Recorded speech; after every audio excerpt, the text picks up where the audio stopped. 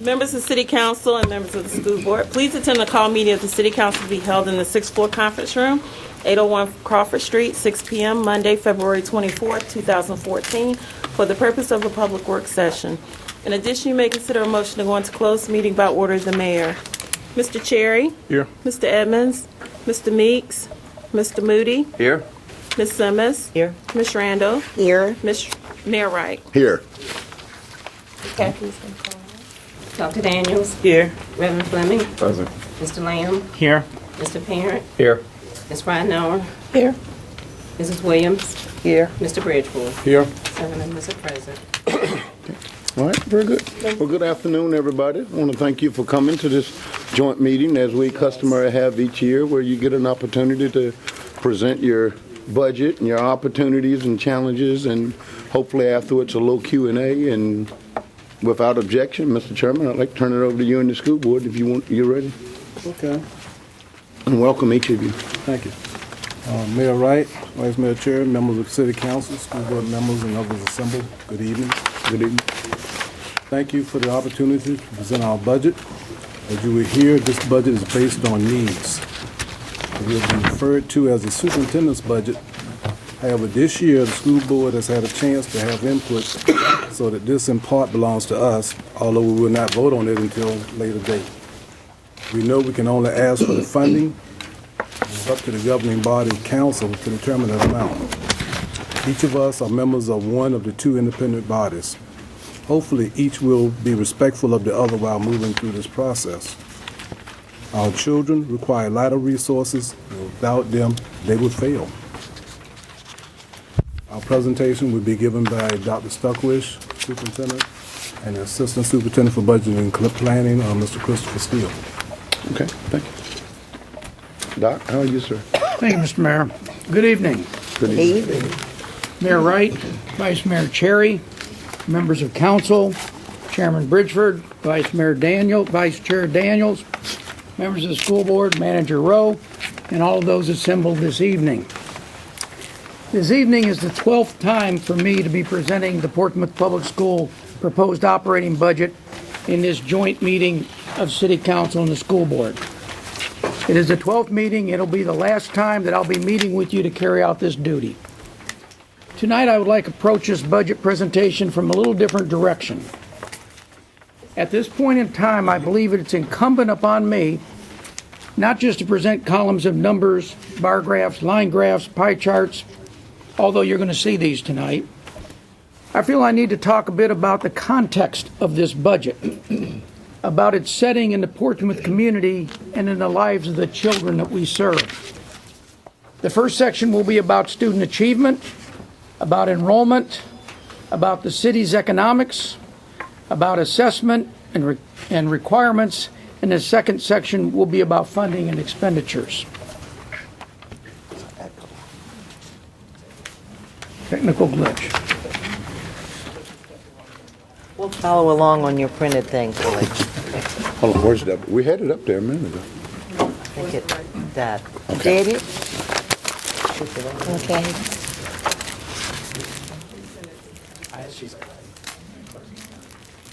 This is an open meeting, but I'm going to close the door. Yeah, there is an echo there. Yeah. Is she trying to retrieve it? Yes. Okay. We want to wait a second, or you want to go without it and let it catch up? Wait a Here she comes. Did you get it? What'd you do, Dudley? Put the magic touch on it. Magic touch. That's a primary term. She's out there with a hammer doing this.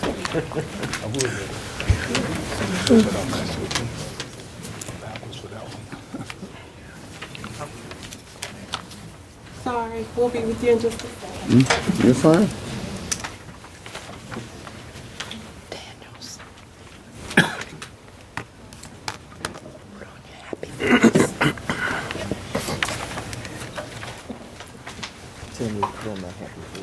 And while we're waiting for that to boot up, let me congratulate our IC Norcom boys for winning the conference championship, and our Woodrow Wilson girls for winning the conference championship. And so fitting. We played two teams from Norfolk, and we played in their home turf and won both. And it was very exciting times. And I believe the regional start, is it tomorrow night?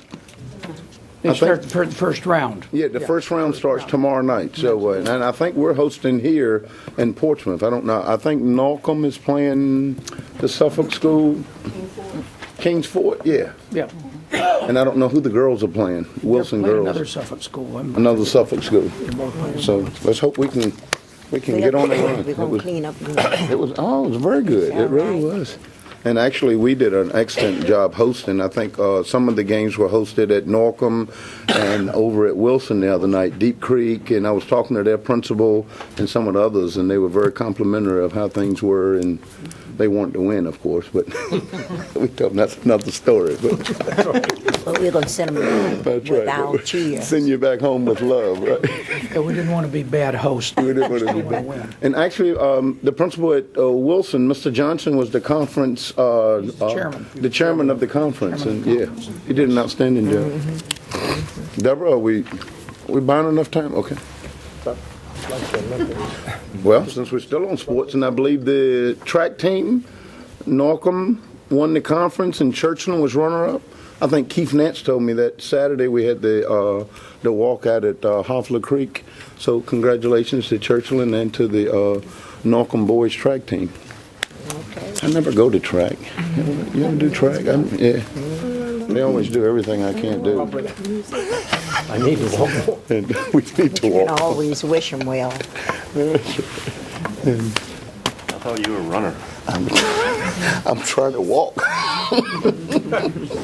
I'm trying to find time. We find time to- I guess they can challenge you to the 100-yard dash. Huh? No, next week, not this week.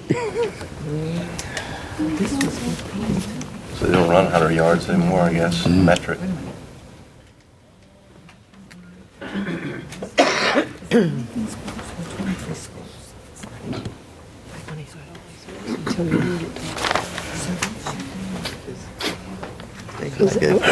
We just throw through if we were back.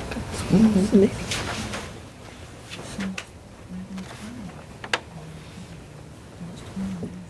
Sort of like the drop box.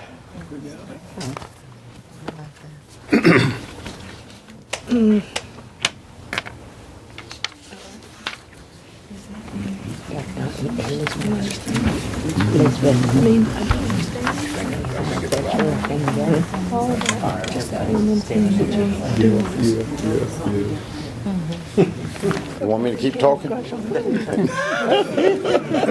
She's standing over here. Oh, she's over there Let it fainting. warm up. Well, we also last week, Miss Rodnower, you were there, and I think the chair, we did the grand opening for the Student Center over at TCC. That is a beautiful 59,000 square foot facility. is. It is state of the art. Yes, it is. It was a little cold to sit outside. It was a little chilly. Well, my speech was short, right? Yes, it was. And right. And, On target, baby. okay, we're ready to go. All right. We're good, Mr. Superintendent. Thank you, Mr. Mayor. You were saying. I'm not going to go back there and repeat all that. Let's pick up where we are right now. If we look at the first slide here, this goes through the budget process that the school board goes through, not unlike what city council does. In November, our departments submit budgets and requests. In December, we receive the governor's budget, which was on December the 16th this year. We actually do a lot of discussion with the board during the fall over priorities and dreams and things we'd like to see happen in the schools over the next year. In January, the school board and the administration review preliminary revenues and look at our expenditures, our projected expenditures. Just last Thursday, we had our public hearing on the budget on the 20th. This evening, in bold, is the joint meeting with City Council. On the 20th of March, the school board will actually adopt the proposed budget. April and May, City Council holds their budget deliberations and public hearings, and the city will approve its budget on their schedule on May the 13th, and then the school board will follow on May the 22nd and approve the final budget for next year. As we go to the next slide, this is a little different, like I said, than I've done in the past. I want to start and talk about academic achievement, and about accreditation ratings. That is a graph of what has gone in the school division in terms of schools that are accredited from 2002-3 school year to the current 2013-14 school year. Left a couple of spaces there because we'll get that to the end as we talk about 14-15, which is our current year, and which we are accreditation year. It's based on the SOLs from this year, and then 15-16. I did distribute out for everybody. If you want to see the details on this, they're on a large sheet. It actually starts a year before this graph does, but it will tell you everything in detail of which schools have been accredited, which weren't accredited, which schools have been closed, which schools have been consolidated, and all of the different offerings over the years. You'll notice that in 2009-10, and that was as a result from the 8-9 school year, we did have all the schools fully accredited that year. The year before that, we missed it by 2 schools. A 90% indicates 2 schools.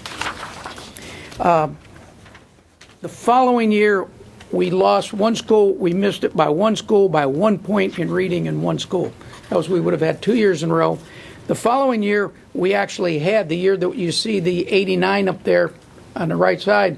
We actually had all the schools accredited by SOL scores, but that's when high school graduation index came in. We had 2 schools that did not make that index mark. And you can see where we are today at 47%, and we're going to talk about that and why we're there right now, but that comes up a little bit later. Let's go to the next slide.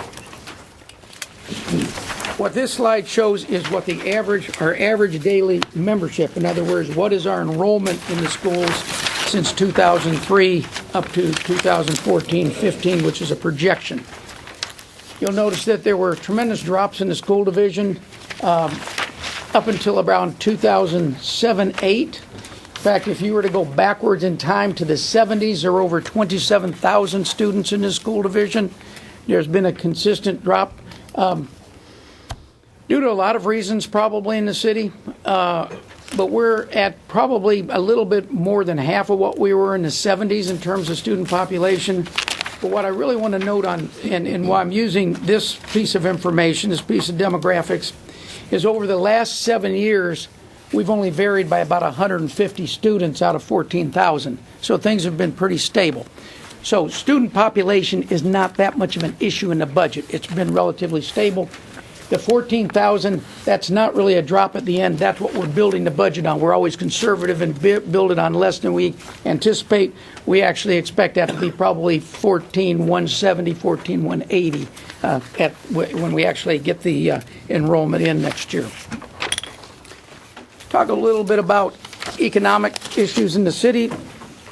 The measure that we use and that's used across the country with public schools when you're measuring economic conditions is free and reduced lunch. If you go back to 08-09, which is when the Great Recession came in, you can see from that point that we're trending upward with free and reduced lunch in the city, up from 8.8 to 9,000, 9,000 again, up to 10.6. Last year we went down a little bit, but now this year we're back up again. We are at 63% free and reduced lunch. Which you could say, I think it's easier to understand to just say 2 out of every 3 students in Portsmouth schools is on free or reduced lunch. Looking at the next frame, you'll see what our free and reduced lunch looks like relative to our neighbors. It kind of breaks into 2 groups, the top 3 groups where you see 34, 46, 36%. And then you see the bottom 4 groups, where you see 4 school systems, where you see 58, 60, 66, 63. So you see there is a huge range in terms of free lunch across the region. All school divisions do not have the same free lunch situations. If you go to the next slide, I think this is even more telling of economics in the city. Deposit index. This is a measure that the state uses to measure a community's ability to fund education. And you'll notice that among our neighbors and across, it's very telling when you look where we are. We are at the bottom. And if you look from the last biennium to this biennium, we're trending downward. So when you say our students have needs, I think that pictures the needs as well as anything I can show you of the needs that we are confronted with in this school division. Those are that's a measurement of our at-risk kids. At-risk kids have great needs. My worry is that if you look in some areas like Norfolk, they're trending up. Hampton's trending up. We're trending down. We're at the bottom. We're trending down. That is a worry. Where does the composite index come from? It's a very complicated formula, but it's based on income taxes in the community, sales taxes in the community, and property taxes in the community. It's based on taxes. Then it's based on the ratio of folks that have school-age children that don't have school-age children. So it's what is the pressure on the community to be able to fund education. That composite index is used in our formula for funding schools. Next slide. The other thing that affects us, and so what I'm saying is the economy is affecting us right now. It's affecting us, or it's affecting our kids, and it's affecting our homes.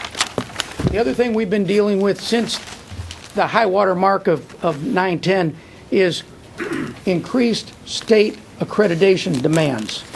If you go back to 2009-10, that's when the new social studies tests came in, much more rigorous, and they were all across the grade levels. Back when you look at the earlier part of the graph, yes, there were new. If you go back in the left-hand side, they introduced a science test here and there. They introduced a social studies, but not across all grade levels. The first massive grade level increase in rigorous testing came with social studies in 10-11. At the same time, that's when the graduation index came in. You have to have a graduation index of 85 to be accredited. Doesn't matter what your SOL scores are. If you don't have an 85 index, you're not going to be accredited. A year later came in the new math test. The new math tests are very, very rigorous. They're a challenge all across the state. And then 1 year later, last spring, they came in with the new English reading and writing tests and the new science tests. So we've been getting one after another after another. So we're dealing with increased rigor in the testing, increased expectations on graduation requirements for our high schools. So that is affecting our trends right now. Let's go to the next slide. This is a very interesting slide. This shows you our revenue situation in the schools since 2008. Going up to 2008, that was the last time that we received a what I would call a permanent increase from the city, a large increase in revenue. In 2009, we received a large increase from the state. That's what that $5 million is there. City was pretty much flat. Federal government was not involved over there to the left. Then we get to 2010. That's when the results of the recession really hit. The state cut our funding permanently by $7.5 million. City cut our funding by $1.6 million. The first wave of stimulus money came in, and that was $5.8 million. We'll show you this on a bar graph, just another way to look at it. In 2011, we were cut by over $10 million from the state. City was pretty much level funding. We received $5.4 million, almost 5.5 in stimulus funding from the federal government, remembering that the stimulus funding is one-time funding. That's not permanent funding. That's just a one-time revenue, whereas if you see those red figures in the middle from the state, those are permanent cuts that have never really come back other than the little bit you see at the bottom in green. We go to 2012, that was the last of the stimulus funding from the federal government. We actually got reduced by about $750,000 by the state. You'll notice that the city, we got an increase of about $3.5 million, but that was a one-time revenue. We moved to 2013. The state did come back. That was the 2% teacher salary initiative the state came through with, about $2.3, almost $2.4 million, and then $2.1 million from the city. And again, that was a one-time revenue. 2014, stimulus money's been gone now for 2 years. We receive about one-third of $1 million, $371,000 from the state, and we were cut almost $6.5 million by the city. So this is the environment that we have been trying to build budgets on in terms of 2008. Money comes in, money goes out. Money comes in, money goes out. You can't plan much on anything when you've got these kind of turbulent conditions. If we look at this, and it's displayed another way on the next graph, where you see what our funding actually has been in a graph form, in a bar graph form since 2008. Those dark kind of maroon areas, that's the stimulus funding. If it hadn't been for stimulus, the gray area is what our budget would have looked like over those years, especially right after the recession. But you can see where our funding was back in 2008-9. You can see what we would have been down to in 10 and 11. You can't plan hardly anything when you're in those kind of conditions. We came up in 2011-12 with the help of stimulus. We're up in 12-13. There was some one-time funding there, and now you see where we are in the current budget year, which is 2013-14. We're 134, 312, 293. So you get an idea of 8-9 was when we had all our schools accredited. You can see what's happened to funding since then. Next slide. These are our numbers of teachers over these years. Okay, from 2003, from 2009 to 2014, we've dropped from about 1203 to 1091. That's a drop of, I believe, 111 teachers over the 6 years. That is a significant drop in instructors due to the economic conditions that we've been in. Next slide. I'll put this up one more time because there's three factors that are causing the movement downward on the right-hand side of the screen. Number one, and which we've talked about, SOL tests, more rigorous in all areas. They're in every single subject area. Graduation index. Second is increased risk of our kids in this community because of the economic situation in the community. And the third is the reduction in resources in the school division, which we showed on the last graph. So there's three factors that are causing this. Okay, it's the economy out there, it's resources that the school division needs, and it's the increased demands from the state. Next slide. At this point, I'm going to ask our Assistant Superintendent for Budget and Planning, Mr. Christopher Steele, to run the numbers, and I'll come back and close it out when he's done running the numbers. Okay. How you doing, sir? Mr. Richard. In the next few slides, I'm going to show those must funds that we need to look at for FY14 and 15, and then I'll talk about some reductions that we looked at, and then some quality improvement changes and recommendations that we received. This particular budget starts off with an initial baseline based on Governor McDonald's proposed budget back in December 16.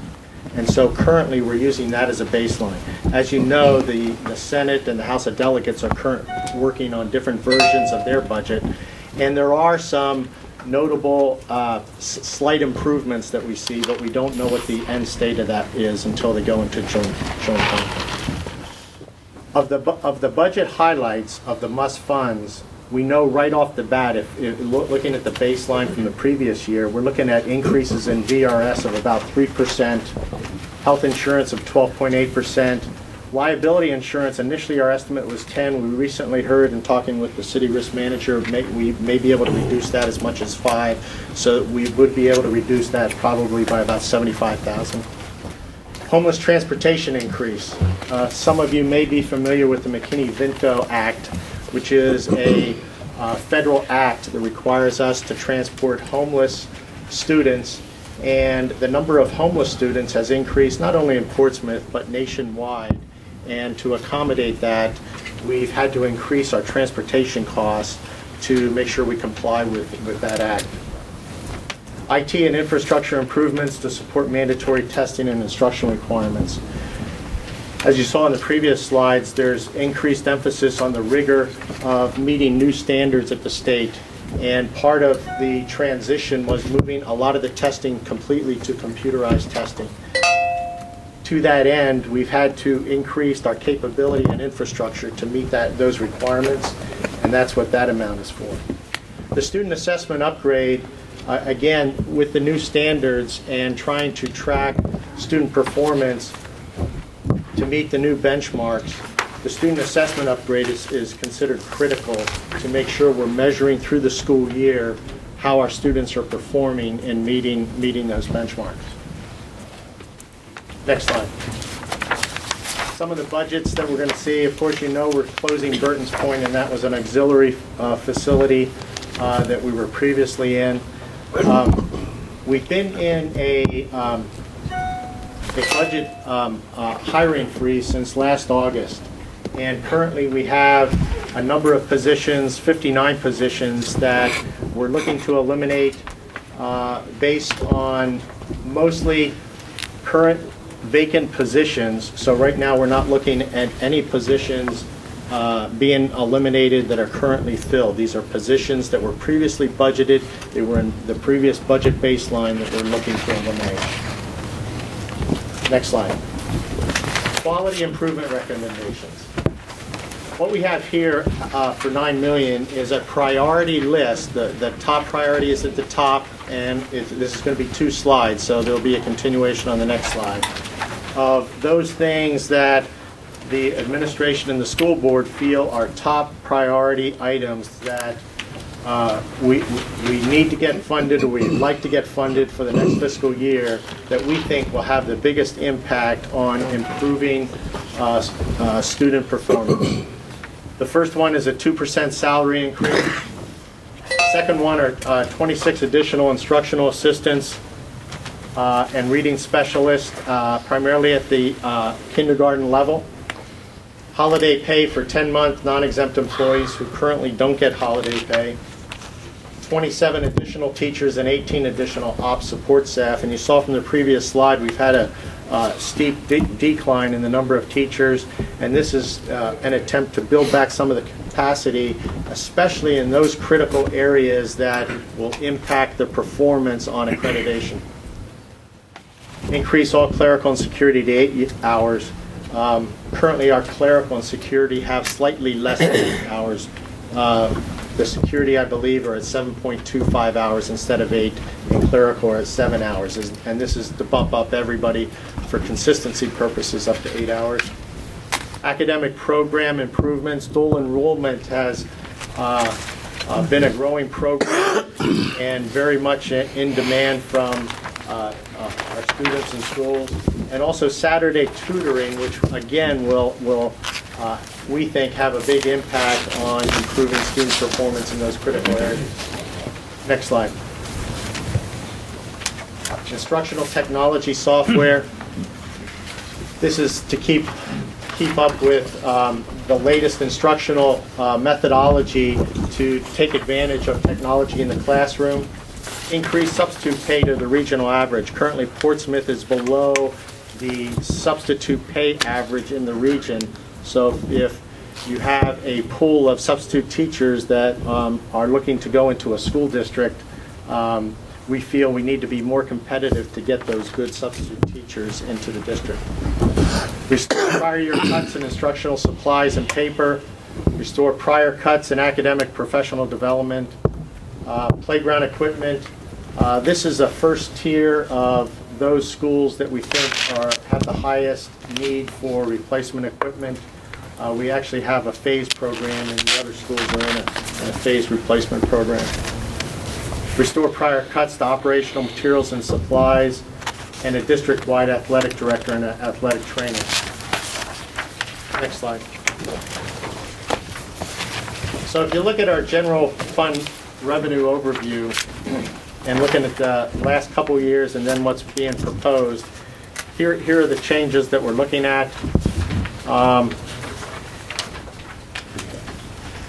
And pretty much everything is even from the state. Again, these are just estimates because the state figures will change depending on how the House of Delegates and the Senate resolve any differences in that appropriation.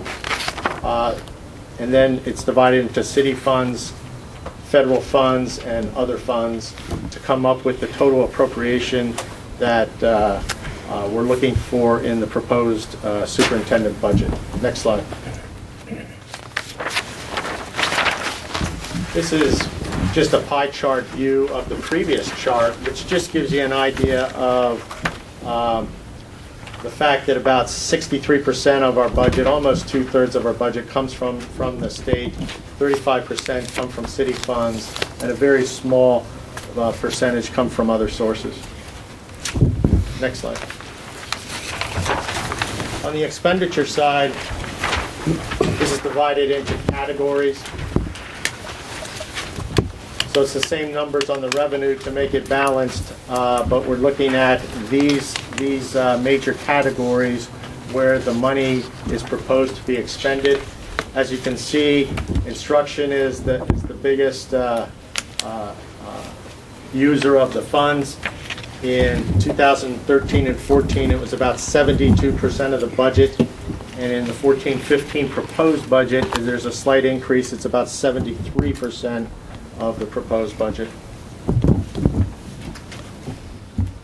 Next slide. And again, this is a slightly different view of it. These were previous years' breakout between instruction administration, transportation, ops, IT, facilities, and we expect 14 and 15 to be about the same. Next slide. Now this is similar to a previous slide you saw.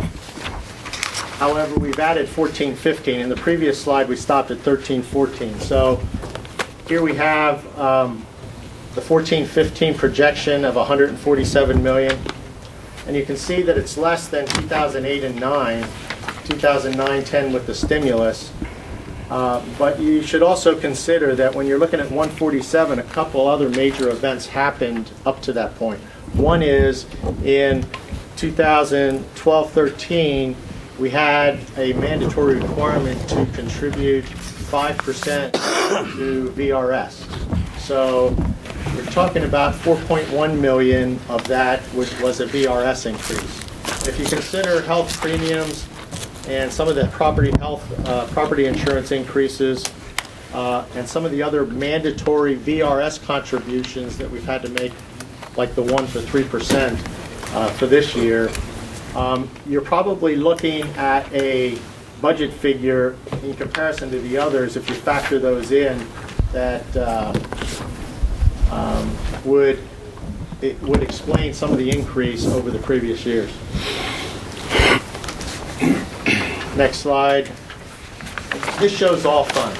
So the 147 million that we showed you earlier in the general fund, we also have some additional funds for reprographics, the cafeteria, which is an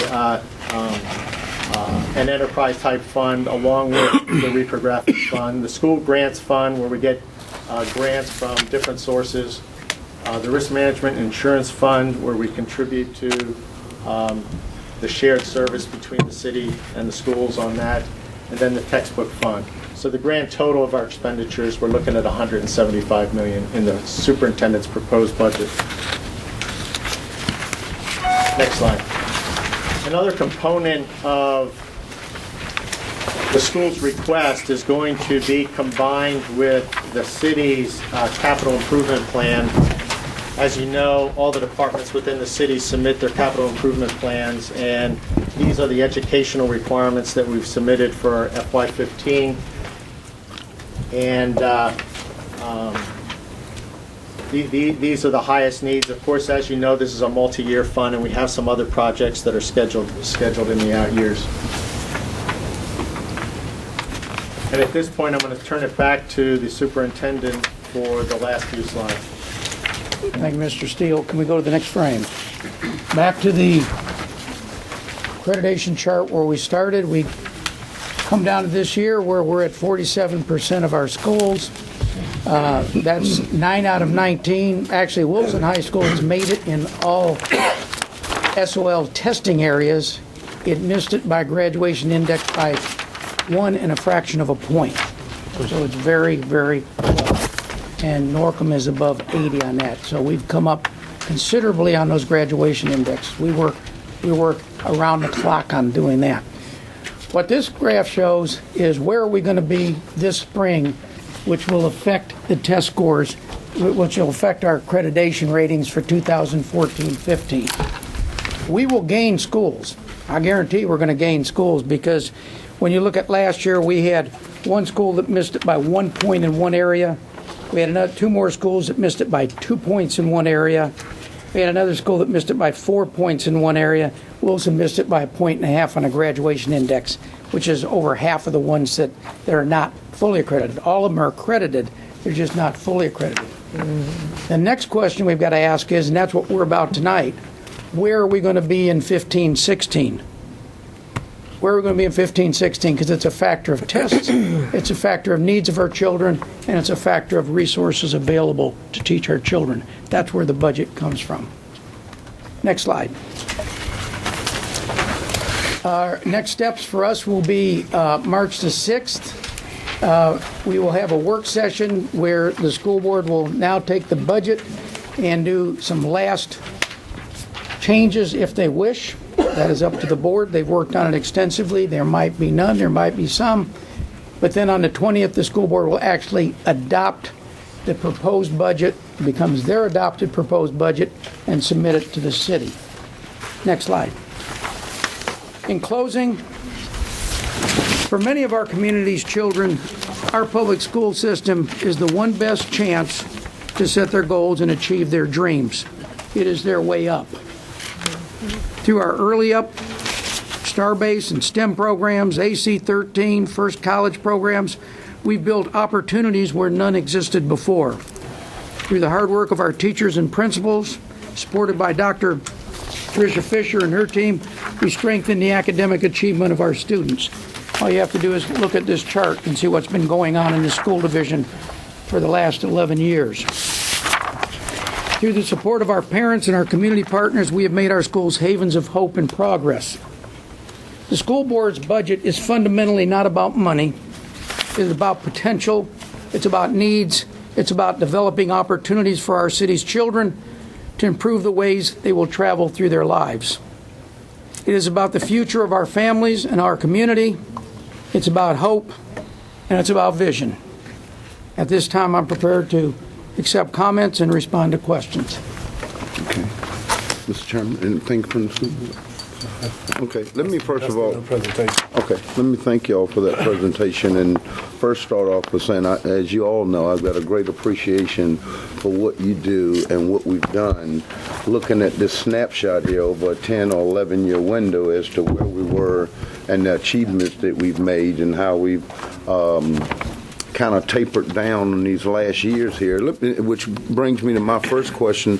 Can you talk, Dr. Stuckwich, about the new standards, the math and history and English? I mean, they come in with the new standards and we're not ready for what they want, or, I mean, what is the lag? I notice all over the region, or actually all over the state, everybody's complaining about the new standards and how it's actually made this impact, but what is it with the new standards that's causing this?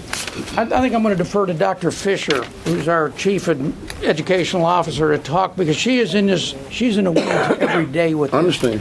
I'm there at most of her meetings, but she's the lady that works with her staff in the schools every day. And you're right, Mayor, right. It's across the state. It's about adjusting to these harder standards.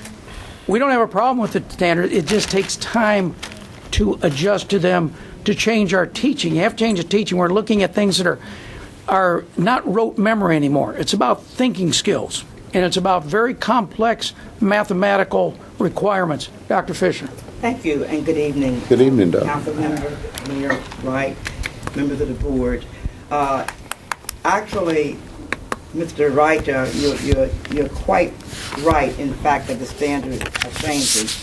Just last year, there were new standards for science and reading and writing. The year prior to that, the new standards came in with a heavy weight for mathematics. What has happened is the old measures of success dealt with the knowledge, essential knowledge, and essential skills-based kinds of learning. Whereas the new standards they go above and beyond in terms of essential understanding. And with essential understanding, that means you're taking students to multiple levels of understanding. If, in fact, the written standards and the taught standards and the assessed standards were all aligned, there was no problem. But when they come out with new standards, on one end, there must be some transition time for teachers to begin to meet the new standards. So we're dealing with a transition here that typically takes anywhere from 2 to 3 years for everybody to rebound. That is what happened with the first set of SOLs. It took that while. Then when we got to that... Back here at 11, 12, exactly, where the history ones kicked in. history kicked in after 2009. Up to 2008-9, we were moving students along the spectrum to reach the standards that were required for essential knowledge and essential skills.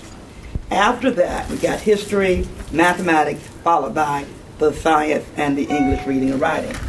Those in each year would take an additional 2 years for most times. For us, it has been far better because we've been able to raise the standards in 1 year, which is a big difference from where we used to be. For example, I will share mathematics. Just last year, the year before last, the mathematics scores dropped very low. But last year they came up to 15, 16, and in some cases 21% increase in pass rates because it's just taking us just that short a period, even with the challenges that we face in Portsmouth. So it is a change, it's a shift in terms of the way we teach versus the way we assess students. And in actuality, once the teachers and all are on board with making that Adjustment. alignment, it's a tighter alignment for essential understanding versus essential knowledge and skill. I can pose a question to you in one way and just get at the knowledge base. Yes, you know it. Yes, you have the skill base. But can you take it to a multiple level? For example, in mathematics. Yeah, I know how to do the fractions as a student, but I may not have been able to move that fraction to the point where I'm asked for multiple responses, or I'm asking students to take it to higher level. So it's a shift in cognitive levels. In Bloom's taxonomy, we deal with knowledge and skill base. Now we're dealing with the arguments, we're dealing with evaluations, creativity, and it just takes a little transition time for it all to kick in. So you're saying the lag time is roughly 2 to 3 years to be able to... It usually is, but for us it's been a shorter period of time, just because we provide that much resource and then we have that much involved in professional development. We do quite a bit of professional development, and it just takes a little time, and Portsmouth isn't the only city. I mean, across the state, as you've indicated, there are concerns with the new standards. So you try to be proactive. You get information up front on what the new standards are, and then you try to get your teachers and staff acclimated to that, and then try to introduce that into a lesson plan. Absolutely. And then you take the first year's worth of tests and you say, okay, we need to tweak this here and there. And basically, the curriculum alignment really falls in terms of the written, the taught, and the assessed. If they're all aligned, and our teachers are used to doing it that way, it will happen. You will test what you are teaching. But if you, in the past, have been teaching the knowledge and skills, and then there's a shift that results in teaching to a greater, higher level of understanding, then that's going to take a little time to set in. And we've made tremendous gains with that. Well, let me just ask, and I don't know if you can answer this. If these new standards had not kicked in these last 3 years, would we have still been fully accredited, you think? Because you would make so. Especially math. And I would tell you, Mayor Wright, the biggest thorn for us right now is mathematics. Even with the new standards coming in for reading and for writing and science, the greatest challenge is mathematics. And that is a major challenge for us, number one. Not because we can't get the students there, but because it is difficult to recruit and to maintain mathematics teachers. Just this year, in the past 2 months, we lost 2 mathematics teachers. Just this year. We went into this new school year needing 9 mathematics teachers, and they were not to be found anywhere. Okay? We had to pull in a few long-term substitutes to do that. We had to do some things differently in terms of a grant we got so that we can have live streaming of some of the mathematics courses. In other words, some of our best math teachers are teaching via Satellite. or they're teaching whole larger groups so that we can compensate and make sure that we have the capacity, instructional capacity in place for mathematics. Yeah, but if a lot of our kids need that specialization and hands-on, are they really reacting to live streaming versus Well, having somebody taking that the best one-on-one? measure is to have a high-quality math person in the room, I will tell you that. But when you cannot find them and you don't have the funds to buy them, that's another whole story. This past year, 2 teachers gone. Started off the year, 9 teachers short in mathematics.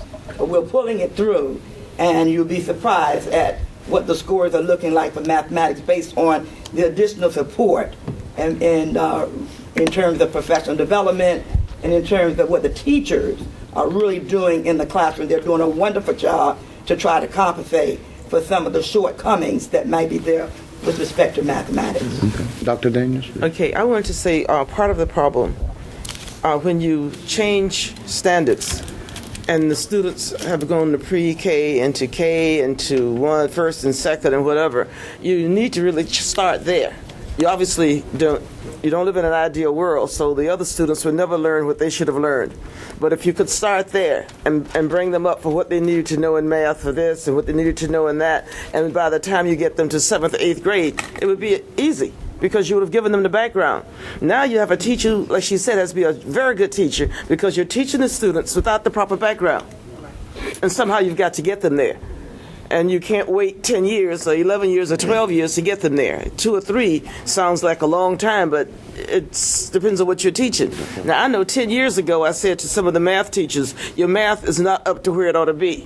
See, chemistry, as I tell people, chemical equations are algebraic equations.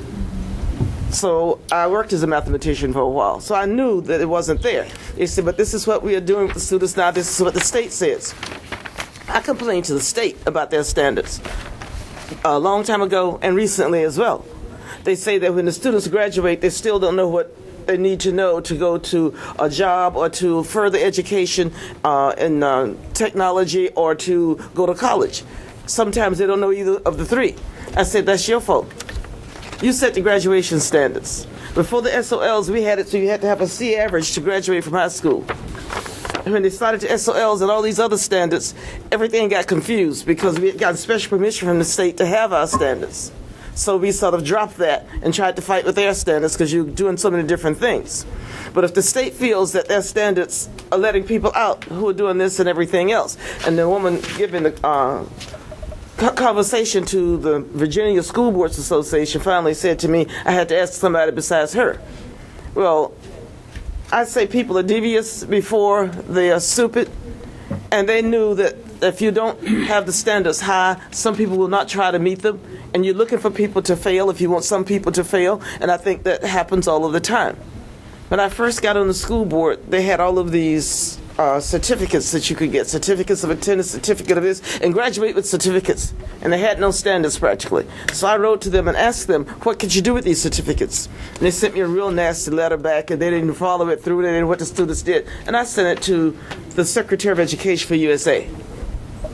And they got them. They don't have those certificates anymore. So they were doing things that they knew. What was the purpose of those? To make people fail. They want some people to fail. It's hard to believe that, just like I tell you about the Affordable Health Care Act. The reason they don't want that is because they want some people to die young. Sounds crazy, but that's what they want. So let me ask this from an influence standpoint, Doc, or Mr. Chairman, influence on the state level with these standards, do we have much as a city? Or is this all done by the state board? Or because the governor is talking about trying to do away with SOLs, probably. To 23%? There's bills right now that look like, you never know the General Assembly, but they're still alive, that would reduce a few of the SOL tests. Pat, if you jump in there, if you know him, I know Mr. Lamb knows because he's in. It's social. They're looking at social studies and science. They're not looking at math and reading, and it's in the lower grade levels. They tend to look at it up through middle school. Yes, sir. There's some surgical reductions, but it's not not that much. By what I understand and what I've heard, just what I followed and so forth, it looks like the SOL test could be cut from 22 to 17. The emphasis is going to be in the elementary side of things. It will At not. third and fifth grade? Fifth grade, yeah, fifth grade and third grade, and it's not necessarily in the areas of reading and math, but it's more in the science and social studies, Virginia history. For example, fifth grade science. I know that was one of the areas, as well as the fifth grade social studies. Those two were in there. But I do want to add, though, Mayor Wright, that one of the charges in terms of the mathematics, we've tried to increase the instructional capacity. You know, early intervention is the best prevention. At the elementary level, over the past maybe 5 or 6 years, we've been instrumental in having a mathematics resource person in our elementary school as a sort of like a coach, which is something we did not have before, because most elementary teachers are not per se degreed in mathematics, or they have the certification. So what we did was to ensure that our certifications were in place and got those people at the elementary. We now have one assigned to each elementary school, and that has been a challenge for the budget as well, because we're trying to keep those people. They're making a difference there for mathematics. We started early. Yes, ma'am. Just wanted to mention something along the lines of the rigor that you mentioned, and someone pointed out to me, and I guess it's down on a level I can understand. If I'm wrong, correct me. But that the math and the English, reading and writing now, instead of a question, knowing the skill and the knowledge, they now cannot answer it with, oh yeah, this is the right answer. There are 3 right answers. If they don't get all 3 of them right, the whole question's wrong. That's a real new way for a third grader on a computer to try to get 3 right answers to a question. So that's been an adjustment, as well as the new standards in math and reading and the science. technology standard, the dropping in the drag, which has not been a part of the SOL before. Even the writing test is now online for drops and drags, or drag and drop. And I don't think they have all of the above now. You got to pick 3 answers. And if you don't know fractions, you won't be able to solve multi-step problems that take you on beyond adding and subtracting fractions, etc. You have to move into the word problem. You can't do the word problems without knowing the essential knowledge and skill. So is from the resource from a math teacher perspective, are they out there and we just can't attract them because of pay, or they're not there? We can attract them with competitive pay. That's right. But if I have a math teacher, and I know, and so does the math teacher know, that the math teacher knows that they can do math, don't they? If I come to you and someone else offers me a better deal, right, I'm going there. And yes, we've lost 2 this year just because of that. They've left the area. Okay, Mr. Lamb? I was going to add to the SOL reductions, and someone correct me if I'm wrong on this too. Even though there's those reductions from 22 to 17, if I'm understanding what's coming through the General Assembly, even though those tests are going to be taken away, you're supposed to have an alternative assessment of some sorts to replace those tests. So that's all that is said, alternative assessment. So are they leaving that to you, or are they going to provide those? It could be local, but that's just it. You know, we know what the SOLs are.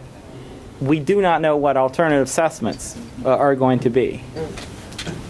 So.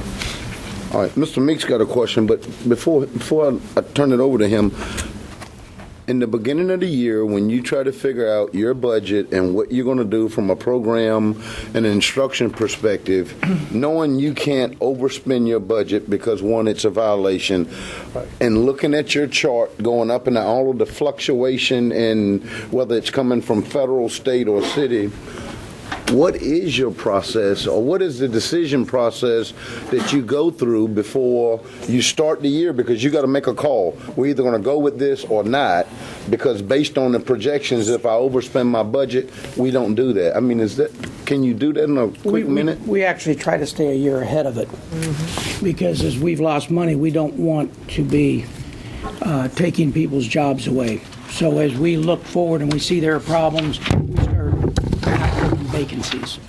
Just like we're doing this year, we're not filling vacancies to reduce the budget, current year budget. And so would that, in essence, cause you to have a surplus because you didn't spend that money if you do It does multiple? cause some of that at times. Which is some of the This things- year it doesn't, because we've got to cut those positions just to try to balance the budget at the end of the year. And we've done that same practice here in the city, just for you to know. I mean, we've ended the last 5 years with surpluses, and a lot of that is because we haven't filled positions and not done some of those We've got to things. be very careful about filling positions, because we might have to turn around and take them back with, Right. with what you've seen in that turbulence that we're dealing with. Okay, Mr. Meeks? Couple questions. On your budget highlights, your reductions, is that for this year? The ones that you see there, that's this year. Those are unfilled positions this year. 13, 14? Correct. All right. And then what you're asking the fund is the budget highlights? That's correct. Well, first to fund are the must funds. Right. If we don't get additional revenue to take those will have to be taken out of what we have now. They have to be funded. The VRS has to be funded. Healthcare has to be funded. Those are the two big ones. They count for almost all of the must funds. Right. Everything beyond that are needs that we need to try to build quality back into the system. We've lost a tremendous amount of money over the years. You saw where those 2 years where we lost $7 million and then $10 million from the state. We've never recovered from that. But you closed 17 positions and you want to be funded back for 27 teacher positions? That's to go back to that 111 that we talked about. We're Right. trying to build back. We're trying to build back a teacher corps. Okay. Where are we at with in the area as far as the teachers' pay? Are we in the middle, the high, the low? It depends where you are on the scale. Yeah. For starting teachers, we are high. As you go to the middle and the top, we drop down into our highest point is for our entrance into the teaching group, because that allows us to do a better job of recruiting. So we start, our entrance salaries are right there with everybody else's. I don't know exactly where they're within $100 of everybody, maybe a couple hundred at the most. But as you go up to our mid-year teachers, we are not as competitive. And at our top level, we're not competitive at all, not with folks like Virginia Beach and Chesapeake. Is that like so many years? Is that what you're saying? Yes, seniority tier, years on the teacher scale. Tiered, okay. We're fairly competitive until you get past 13 years, 12, 13 years, and then after that, we just drop way back. 13, 14 years. And if I may, Mayor Wright, at one point, council was addressing that, and I forgot what years ago. I think we addressed it. We were going to address it in 3 stages, and we met the first 2 stages in a couple of years. And that 3rd stage, something happened, and it went by the wayside. We never did get the 3rd stage. But the first 2 stages, the first stage was to cover the new teachers. Right. Then we came up, and I think we tried to build the middle. We caught it up some, but not all the way. And the third payment was to catch up the middle as well as the top, but that never did come through. The 2 teachers we lost due to salary, how long were they with us? I'd have to go to Pat. How long was those 2 teachers? They weren't lost with the salaries, Mr. Miggs. What happens is it's mathematics. Right. And each year we've had a difficult time trying to recruit and keep them. Okay. The 2 of them, one left to go to a different state, and the other one just got a better job. Okay, so it had nothing to do with salary. But well, not directly, but indirectly, because where they're going, they're getting a little bit more money. Gotcha. Okay. Okay. That is, Yes, sir. that is better salary. It's about salary. Yeah, Mr. Lamb? I didn't mean to cut. You're fine. Yeah. No, go right ahead. I just want to address real quick the teaching positions that's being discussed, the 27 and so forth. Right. As a classroom teacher myself, I understand and know how a day can go with all the different issues that you got with students. You could be in a 5th grade classroom, but you might have students that are reading at a 1st grade level. Not only reading at a 1st grade level, but I could have a 5th grade classroom and I could have 2 or 3 students, believe it or not, reading at an 8th or 9th grade level. Those positions that are there, the 27 positions that we're looking at, many of those are significant that will service and help tremendously. For example, The STEM program. We're all very familiar with the STEM program out at Victory Elementary. You know, we need a position there. That program is very worthwhile. It's doing tremendous things. I've been in their classrooms and I've watched. You want to talk about critical thinking skills and what these kids are building and making and thinking. It's phenomenal. We need to make sure that program stays competitive. As far as you've heard the term early up. Okay, this is really your at-risk kids at your best. They're not necessarily, or they could be, kids that might qualify for special education, but in short, they could be, but they're really at risk. They're at risk, meaning for whatever reason, they just did not get those reading skills early on in kindergarten and so forth. A lot of the positions there, those 27 is coming from in those areas. It would do well when you're looking at the positions and what we're needing and what to help with accreditation and SOL scores 2 or 3 years down the road, to get those positions in place at that kindergarten first and second, so that when they start taking these SOLs at third, fifth, sixth, and so forth, they'll have those basic skills. So when we say 27 positions, it's very easy to say 27 positions, but I did want you to understand that we're talking about positions that's going to serve at risk, but also, too, positions that's going to keep good programs in place, such as the STEM program. Okay, Mr. Meeks? It's not 27 classrooms, is what you're saying. No, it's actual positions across the board. Is the holiday, is that strictly for the teachers or all your employees, or? No, those are strictly 10-month. Those are 10-month employees. Those are not the 12-month employees. It's a group. It's the Non-exempt. but it's Non-exempt employees. it's your 10-year. it's your What are they? some secretaries, all of our teaching assistants, bus drivers. Cafeteria? No, not cafeteria. They're in a different fund.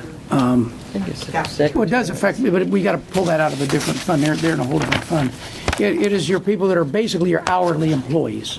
Okay. And then they're not your 10-month that are covered by all the benefits. Mr. Moody? It does involve benefits. Oh, hold on, bus he's drivers, not they're done. covered Go by ahead. benefits. But it's a group, I think it's about 400 employees. It's about 400. One other question I had was on your improvements. Let's see, your education requirement. The parking lot for S.H. Clark, 2.6 million.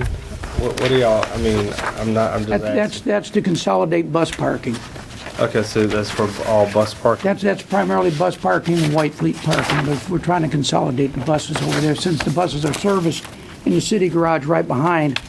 Economically, it makes sense long-term to try to get them all located there. Co-located. So you're pretty much just grouping them together. Plus, that's close to the city garage because y'all band is right outside. You're also protected back there because we do deal with some vandalism from time to time with buses that are placed out.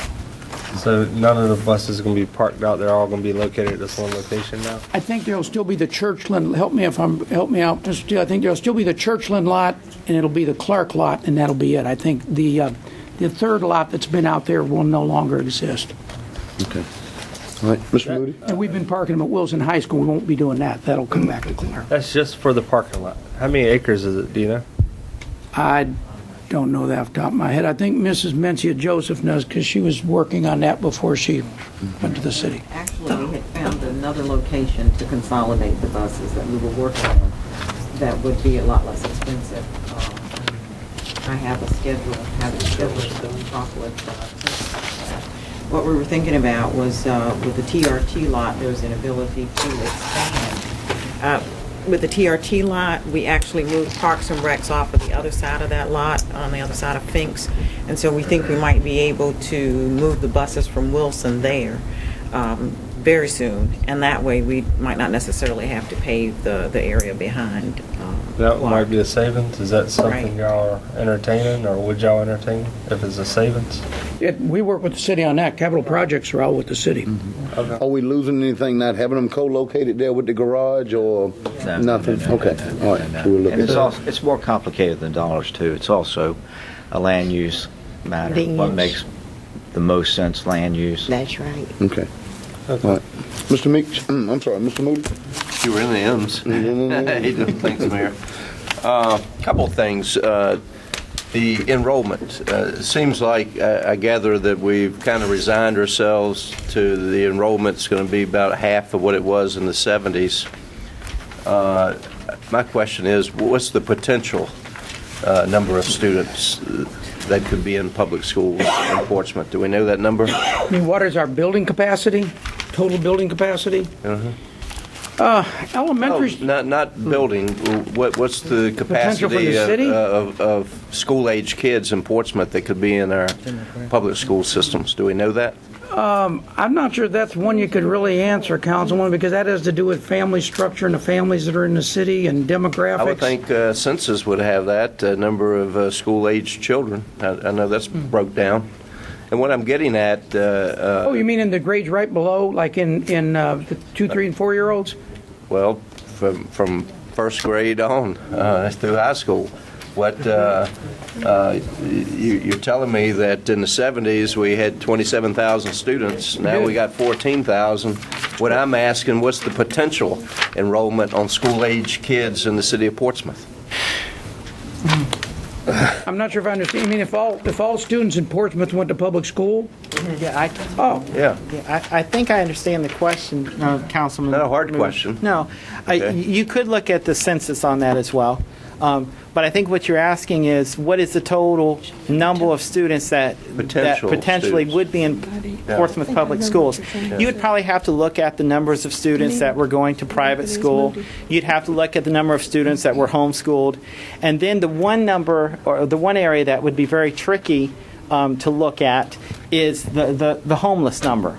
Because again, that is it's a shadow group that flows in and out. Well, I can see that, but Right.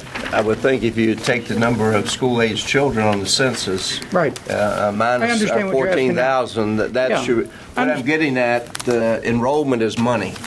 If you had more students in our schools, you would be getting more money from the state, probably the federal government, We'd have to build more schools. and probably the city.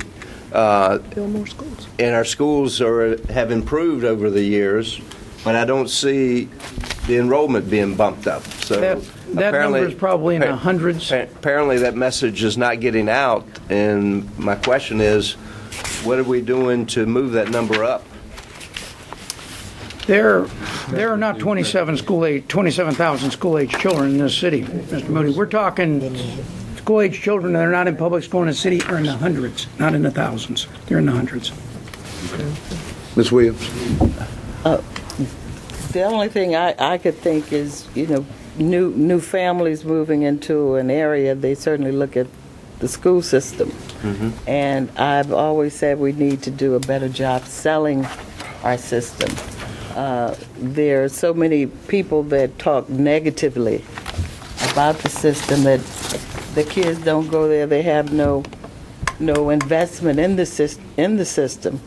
So that's one way we have to paint a different picture. It's just, to me, it's like advertising or trying to sell a product. You have to invest in it to sell it.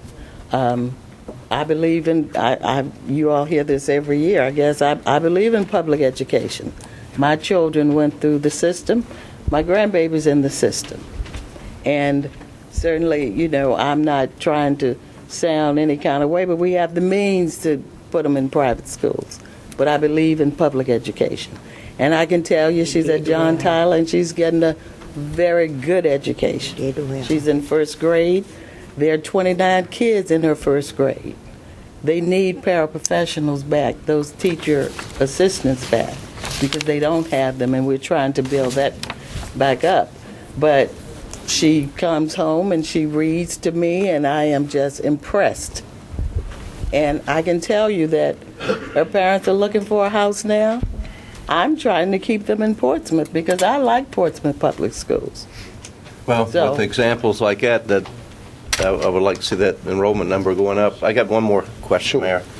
On the quality improvement recommendations, I see 18 additional operational support staff. What is that? Those are operation and maintenance folks that we've cut out of the budget over the years. So 18? Right. 18 more? Those are custodians and skilled tradesmen. Okay. Okay. Yes, sir, Mr. Nance.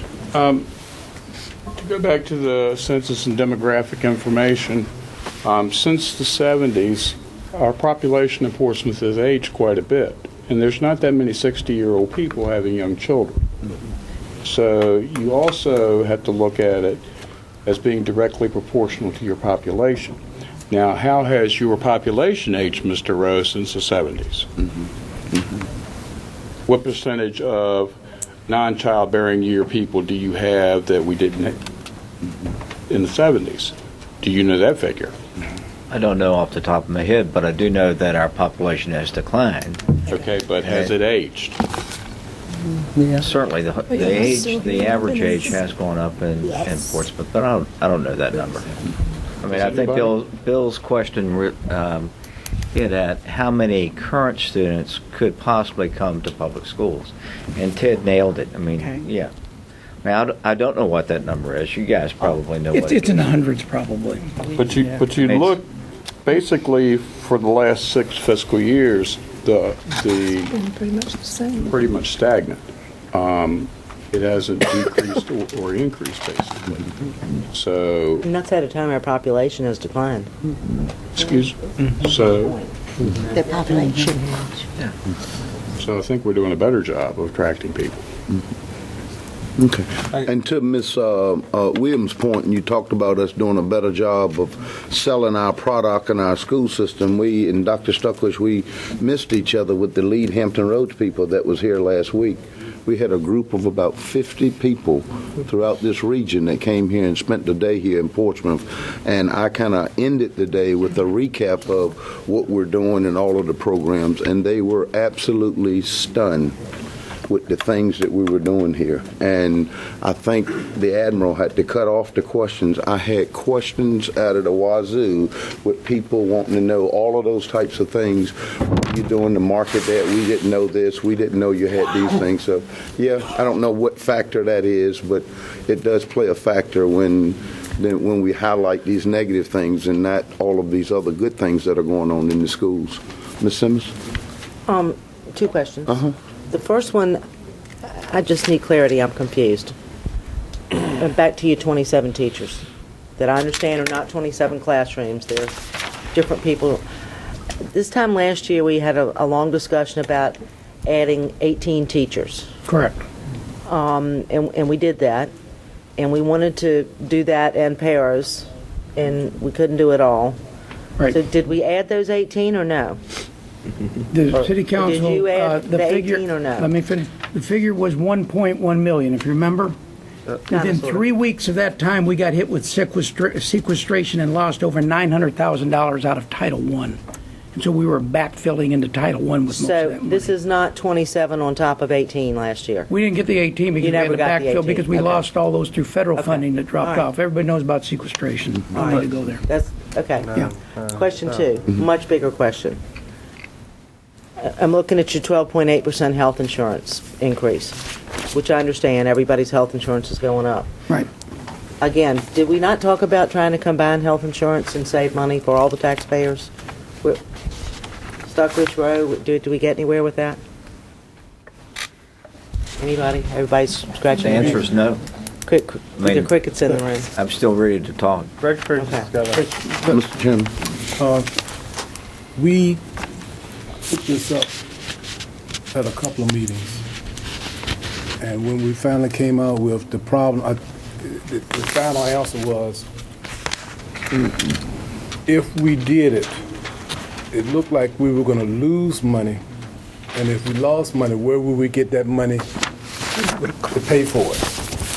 I think, in other words, if we try to put in the self-insurance program. That's what you're talking about, the health insurance. Combining all 5,000 employees together. Okay, different page. I'm talking about, we were looking at doing ours. I don't know anything about combining. We were asked to look at ours to see if we could go into a self-insured program, and we did. We had our vendor come in, and we looked at it, and we didn't have the funds that if we go into the hole the way according to our vendors, we wouldn't have had a way to come up with unless we come to you guys. And there's no way we were looking at coming to you guys and say, hey, we may need up to $1 million extra for to take care of this in our first year. So we put it on hold. We didn't do anything with it the first year. But that's one of the things we're going to look at again this year. Could we look at that? I mean, to me, just as in my little business, if we're insuring 5,000 people, it's got to cost less than if we're insuring 2,000 and you're insuring 2,000. I mean, I'm not going to disagree with you because the vendor called me to try to make sure I mean, and that, it's a huge that she could cost hang to all on of to us. But my position was we had to look at both sides. And to be honest with you, if we knew that for a fact we weren't going to go in a hole and we didn't know how, according to the vendors, we could have gone up to $1.5 million, possibly $2 million in the hole the first year. I wish we looked Ms. at that Williams. again. Yeah. Yes. If my memory recalls me correctly, there was a lot of discussion on that, and we had the different vendors come in to talk with us, and they said the first year we could lose $1.5 million, or we could gain. And our dilemma was, because I think our first budget hearing, I believe we were told that we would make $3 million we could save. And that was not true according to our person that talked with us. And then when the city ran into the deficit of $1.6 million last year, and I believe they had to take it out of the reserve fund, we know that we don't have that privilege. So we were very skeptical because we had nowhere to go to take it out of a reserve fund. So, but this year we have discussed that we have to look at it again. But we were told that we would guarantee to make that $3 million that, we would get it. And then the city did run into the deficit of $1.6 million. So that kind of threw us for a loop because we didn't have that we cannot go over our budget. It's a criminal offense. So we're not going to do that until we, have some kind of. Yeah, hold it. But to your point, I think there was a difference in. You were saying that you were trying to look at self-insuring just your folk, which is 2,000 or whatever, and we were talking about the whole shebang. Is there a difference in that analysis, or we never did that analysis? We didn't do it. We were asked to look at self-insuring ourselves to save money. That's what we did. Because we were told that we could save $3 million. Okay. And when we looked at it, our vendors came back and said, no, you're not going to save $3 million. Say, you may spend more. You might save $500,000, but it looks like you're going to go more so like $1.5 million in the hole. Is that what we're asking, John? Isn't that the city? Hold on. He wanted to say something a second ago. Okay. The real savings is going self-insured. When you buy insurance like the school board, you're buying it from a for-profit company. All right, so built in, yes, you are. No, Centauros are not. Okay, hold on. Let him finish. Mr. Lynch, go ahead. You're buying it from a for-profit company so profit's already built in. And just like car insurance, they're not going to eat the risk. So they're going to crank in the potential loss. And when you're self-insured, that goes away.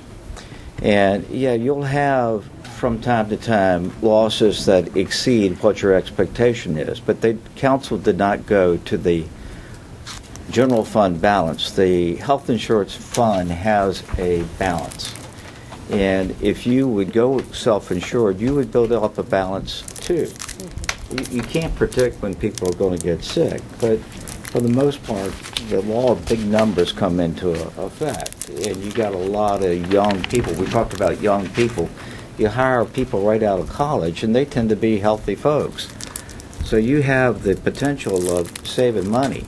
And we talked about a two-step process. The first step was to go self-insurance, and the second is to combine the two. And I'm a big proponent about that because, well, we're going to save money.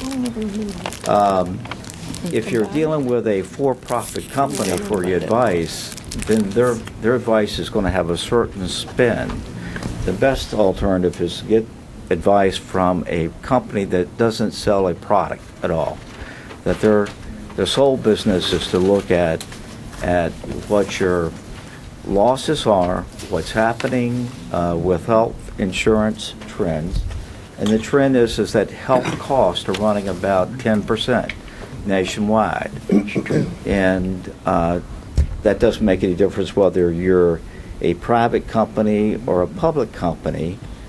The average increase nationwide is about 10%.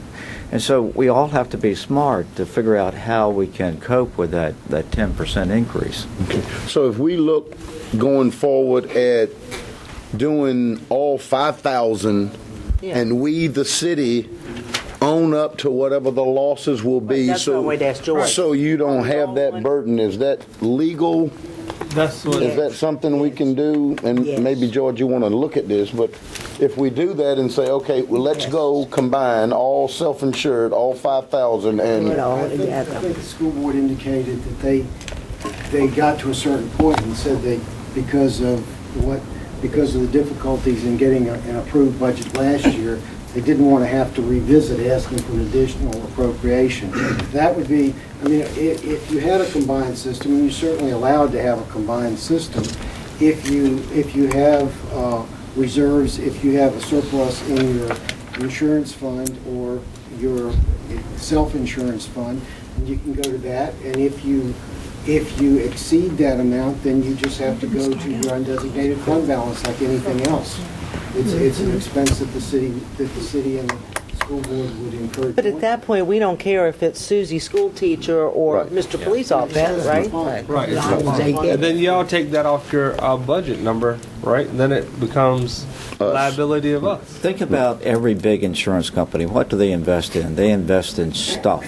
How many times do you pick up the paper and find that an insurance company, MetLife, has invested in real estate? I mean, they get the money by covering the margins. And you can really save money by going self-insured. You put that savings into your health insurance fund so that if you have a rainy day, that somebody needs a heart transplant, and that happened to us, you got the funds to cover it. And then they're not nervous that they've gone over. That's right. Well, that's the issue, and I think we need to make sure that they're in a comfort zone that is not going to be in a violation. That yes, if we're going to own this, we'll own this collectively, and you don't harm. But I think what they were saying is they left out of the last year's meeting with they're going to save $3 million, and everybody left thinking that. Mr. Meeks, let me finish. And when you looked into it, you were nowhere near that number, so you immediately said, stop the music, we're not going any further because we got an opportunity to save or lose 1-point-something million. So if we now say the measure of merging and we own up as a city, then that removes the liability from the school board. That might be plausible to look at all 5,000 instead of just the school district going. Oh, yeah. Okay. Yes, Dr. Daniels. That's what I wanted to say. I would think it would be no problem at all if our benefits for our employees stayed the same, if the premiums stayed the same, and if there were any losses or whatever, any other problems economically, the city would say that they would be responsible instead of us. I don't see how it could be a problem. But if it's going to end up being back on us for the responsibility if something goes whatever, or we have to share it some kind of a way or something like that, I don't see how it can work.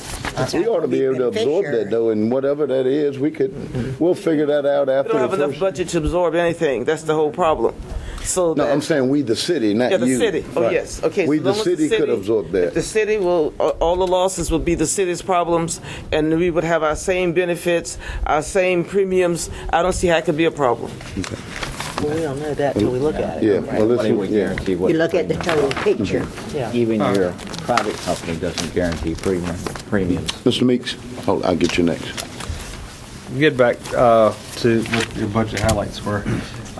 Roughly, how many numbers of the homeless? I know you're saying it's kind of a. It's a fluid. It's over. Yeah. It's fluid. I think Pat. Would that be a number that you know? How many homeless children? We were up over almost 100% homeless over the past 2 years, comparatively speaking to years before.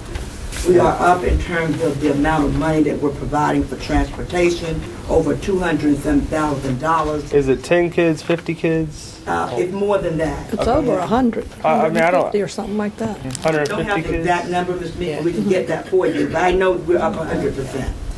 Now, are these kids placed in homeless It's like shelters 100 or at, children, though. or Yeah, oh, yeah. at homes? The big cost is transportation. Right. Because McKinney-Vento, which is a federal law, says that with homeless children, when the homeless families are placed in another area, it's our obligation to transport them back to their home school. So that every day we've got transports going back to Norfolk. At the same time, they got transports coming to Portsmouth. At the same, and so what we do is we contract with private carriers. We don't have buses to do this because it's 2 kids here, 3 kids there. And so we don't usually talk about, in the conversations I've had with the homeless issues, it's not about the numbers, because those numbers move around all the time. Right. It's how much it's costing. Well, Pat's got some numbers there. It's how much it's costing us to do the transportation. To meet their needs. For 2012, 2013, we were up 211 students were served as homeless students. Now, the definition of homeless would vary. Right. Because if anyone who, due to lack of housing, live in an emergency or transitional shelter, in motels, hotels, in cars, park, etc., doubled up relatives in a community. And that's a lot of that for us at times.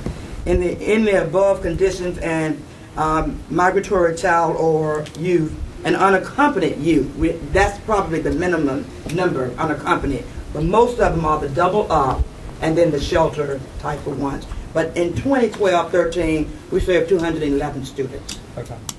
And you subcontract to a private person to take them back and forth? and- Contract with a transportation company, because trying to get cabs and stuff is just exorbitant. So it's it's a transportation service.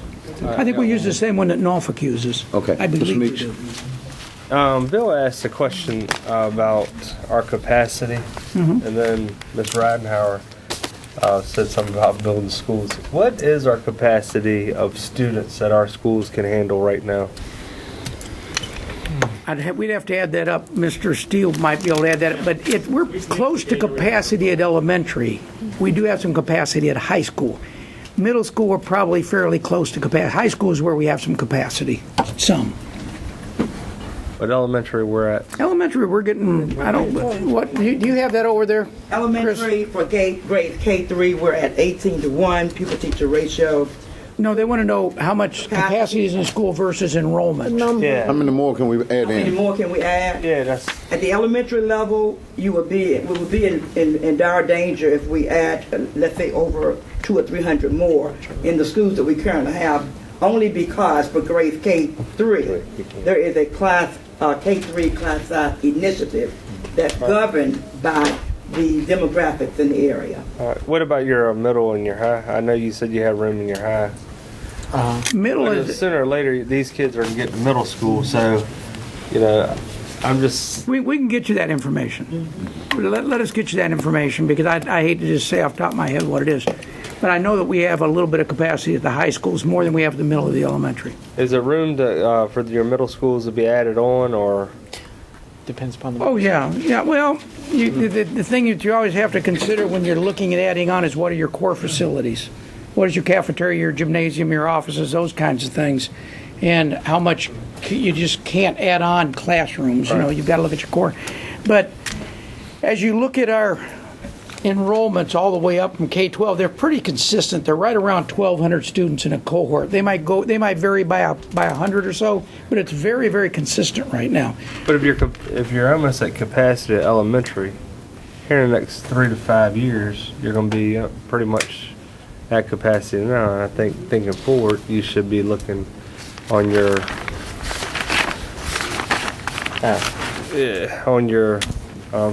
CIP plan is looking to add building space. Well, we've got and capacity, it's a slippery thing because you'll have some seats in this school 1 year, 2 years later, that school will be full, and this school will have capacity. Right.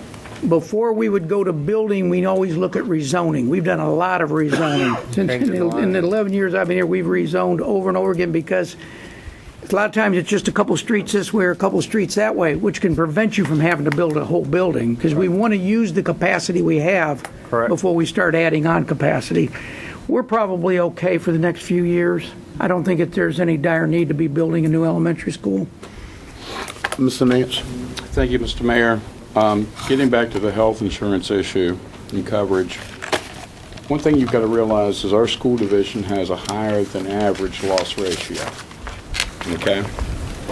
And a major component of that is we have one very, very sick building that has an exponentially higher rate of chronic respiratory illness. That Churchland High School? The Churchland High School building. It's a very sick building, very sick people. That's true. And it's taking more and more money per person to insure them. Another thing is we've heard about the gains involved in self-insurance and what have you. One thing about gain is it's fundamentally proportionate to risk. Okay? And this board, with our budget, is just not in a position to have tolerance for any additional risk. So we've got to really remember that when we talk about the gains that can be made, because the risks are directly commensurate with that. That's why we were talking about the city absorbing it, so you remove that risk so you don't have it in the event that something catastrophic happens, then we would take that out of the fund because we'd all be one. Right. Go ahead. Thank you. Is that it? Okay. Yeah. No, it's not silly. Okay. Now, you brought up Churchland again, and I saw on the slide there you had $500,000 allocated. That whole renovation of that ventilation system has been estimated between 12, 16 million or 19 million. Why do we only have $500,000 in there? That's a 1 year, that's just your engineering studies. Okay. That's just your preliminary studies for the work. The work is still... Costs, the figures I've seen off over the years have varied between 12 and 18 million. 12 to 18 million is the figures, and they're all over the place depending on what kind of system you're going to put in, whether you're going to use some of the old system, where you're going to rip out all of the old system. But it's in that magnitude, 12 to 18 million. So that $500,000 is just for engineering? That's just your initial work, engineering work on it, to see what you need to do. Okay. Is there any other questions or comments? The gym at Lakeview, is that a whole new building for $3.5 million? That's a gymnasium. Building? But is it a new? Oh, it's a new gym. A whole new structure. It would be a whole new structure added onto the school. I mean, gym structure. I know it's not a new school. Yeah, it would be a gym. But that would be added on just like we did with all the other ones. Oh, yeah, the building. Victory and all the other schools. Okay. Now, James Hurst. Yes, sir?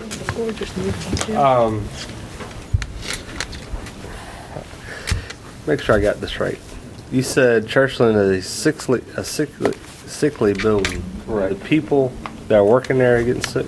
Yes, sir, and we've even had a bookkeeper that passed away, and I believe her death certificate said unidentified respiratory illness. And you think it's caused for this building? I know it's caused by it. I mean, if that's the case, we should knock the building down. I mean, people are dying. Well, I think I'm pretty close to right. The money that we put in that building to correct the ventilation system, since I've been on council, it could be you could build another school.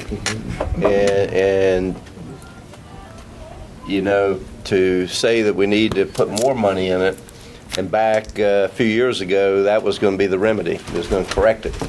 Well, it's still not corrected. So I'm very hesitant that this fix, are we going to have some guarantee that that this sick building is going to finally get well? Well, you know, if we followed Virginia Beach's suit and pursued the design company like they did with the high school, they had engineered just like it, we'd probably be in a much better position. But since it was an architectural and engineering firm, good old boys, nobody wanted to pursue them. Well, who is it? I asked that question a few months ago. Why didn't we pursue it with all the money that we put into that? Obviously, it wasn't designed properly. And if the building is killing people, I don't know why we occupy it. To say that somebody passed away due to working in that building, I'd put a closed sign on it tomorrow morning. Well, the school board back years ago did condemn the building when a plume was in the building. Did. It's when Mr. Ben was on the board, Right. on the council. And we spent massive amounts of dollars over, 4 days, Jim, to reopen the building. If I remember correctly. That's right. Dr. Daniels is next. I see you. Go ahead. No, go ahead, Mr. Chairman. Go ahead.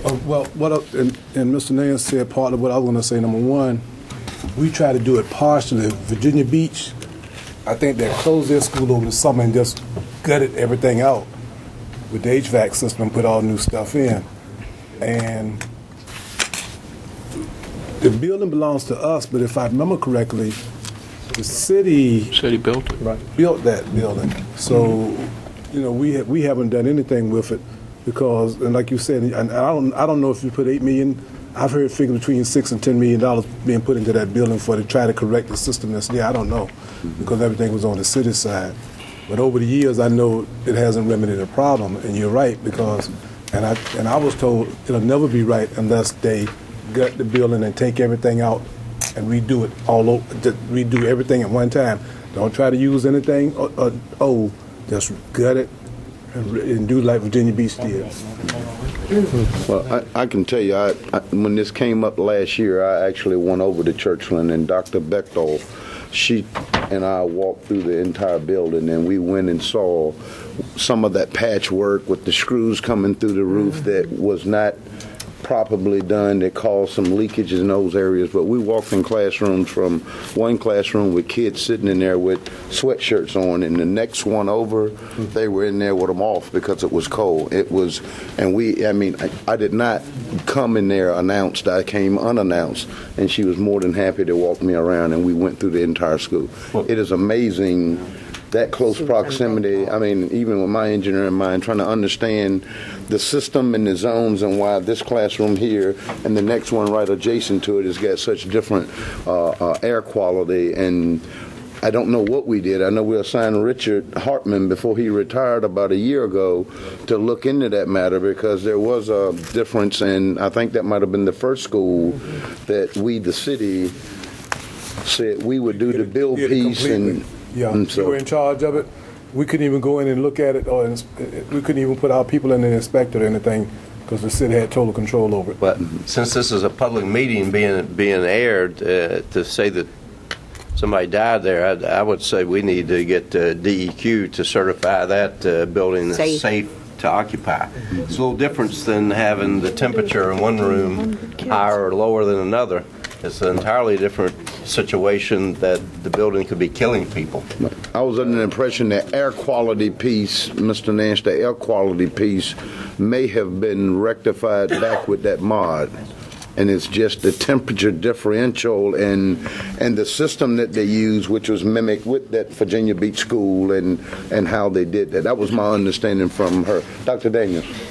When I was elected to the school board, that building had been built and it had a problem that they were admitting to the people. And of course, before I was on the first elected school board, the city council had appointed all of the school board members who were on the school board at the time that building was built. And when we went to the first joint meeting like we are in now, they were talking about $2 million to correct what was involved as far as the air conditioning was concerned. My first question is, the people who are going to correct it for $2 million, are they guaranteeing that it will then function as the air conditioning should function? And they told me that they didn't have to discuss that with me because the city was handling it, and they just invited us in to be polite enough to tell us what they were going to do. Yes, sir. Now that this is in a discussion and so forth, and like some people I'm looking around and seeing got confused looks on their faces, we know what the situation is. Can we please, over the next ever how long it takes, 30 days, to actually get someone out there that would actually know exactly what the problem is and give us a professional, fair assessment? And I don't know how we want to do this, report back to both boards or city council, and then actually work on correcting the problem as opposed to patching it or so forth. I mean, because I don't want to start putting off to the side $500,000 into the CIP, or pour more money into this if it's not going to we're not doing anything, if it's not going to solve it on a long-term basis. So whatever that needs to be done with regards to, and I'm not saying long-term, short-term, within the next few weeks, of getting someone out there that can actually know what they're talking about, know what they're doing, and give us a fair and accurate assessment, because this is very concerning at this point. Well, I think the issue in there too, there was an air quality issue as well as an air flow issue.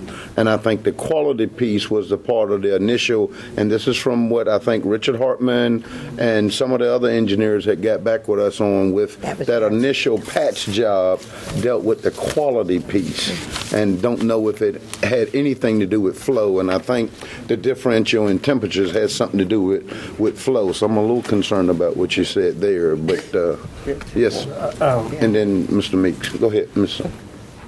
I just wanted to clarify for the viewing audience, we have no proof it's actually passed. That's a disclaimer. Yeah. Good. We can't say that even her death certificate did not say what it said, respiratory, and so we can't. Certainly, we don't want to say that people are dying there. Now, That's my grandchildren. And no. Okay. I mean, Mr. Meeks. Glad you cleared that up. I didn't want to read in the paper tomorrow. I know there's somewhere. Everybody's going to be. That's what I kept thinking. Where is it? well, I mean, I know students that have gone there from 8th through 12th, graduated, they've gone to college, they've got married, they're still okay. But I know we do have an air quality my problem. kids are still okay. They graduated. But we do have a problem. Yeah. If it's, I mean, It's been $300 a month on asthma medicine. making a comment like that, I think it is serious for everybody to make sure it's a priority. Is that a John and? Yeah, I was going to say, let's let the manager here speak and get into this so we can move off of this. I think we're being pretty reckless with our conversation. I mean, to say that people are dying because of a building, I don't think that's appropriate to say until you have the facts. Number one. Number two, and I caution you on how you speak about this until you get the facts. Number two, the building is owned by the school board. There's a lot of fiction about, a lot of story about how the building got built and who was in charge. But today, you guys own the building. Now, if there's an air quality issue, we need to fix that. I mean, we as a community, and, we're not throwing rocks at each other. If it's okay with David, I mean, we'll work together to get the people in to do the air quality samples. Do you have any problem with that, David? I have no problem. It's a capital project, Mr. Manager, which belongs to the city. It's a capital project. That does. I think but the city needs to take the lead because it's a capital project. Where did the $19 million come from if we didn't have some kind of study done to determine? Wasn't that based on something? And we just put it out there? But then, wasn't there some study done that said it's going to cost $18 million to fix it? There have been some studies on it. Okay, so we already know what the problem is, and we know about what it's going to cost.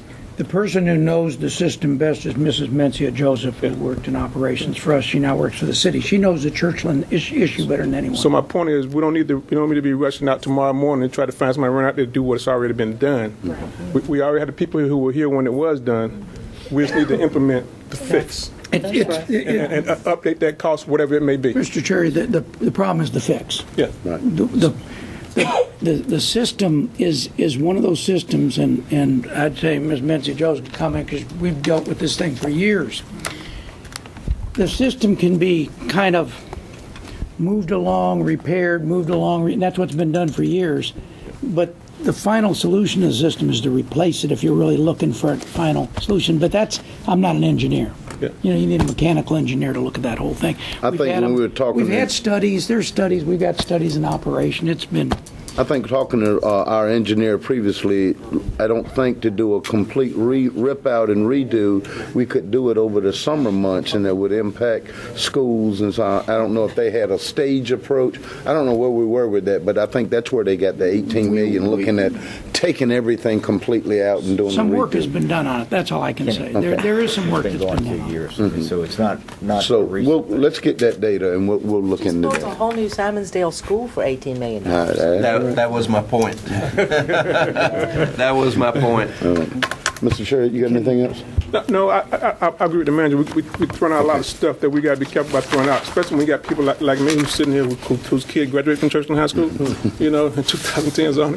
So unless we know the facts. But I think we have the data we need and the people who know where to go get the fixes. And we just need to find out what that finally is, updated, and go forth. Yes. Very good.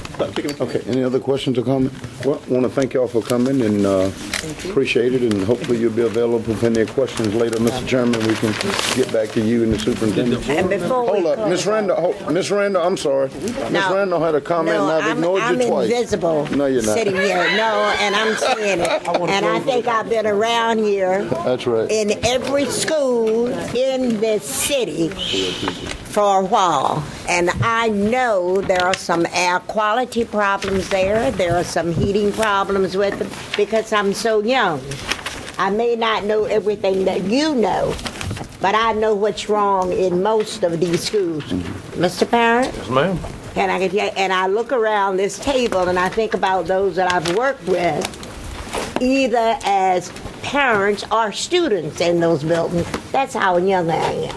And I just wanted to proclaim that. Dr. 28. But by the same token, there are issues in air qualities in our buildings because of the materials that was used to really, what they say, make the condition better. They really created greater problems because of the materials that were used. And we went through a sequential process of putting each school in order. Mr. Moody, you might remember some of when they went through and they did certain things with plastering and everything in the school. I was an old lady, but I remember that. But by the same token, what I am saying is we knew what the problems were, and we had a sequential order for putting those things in place.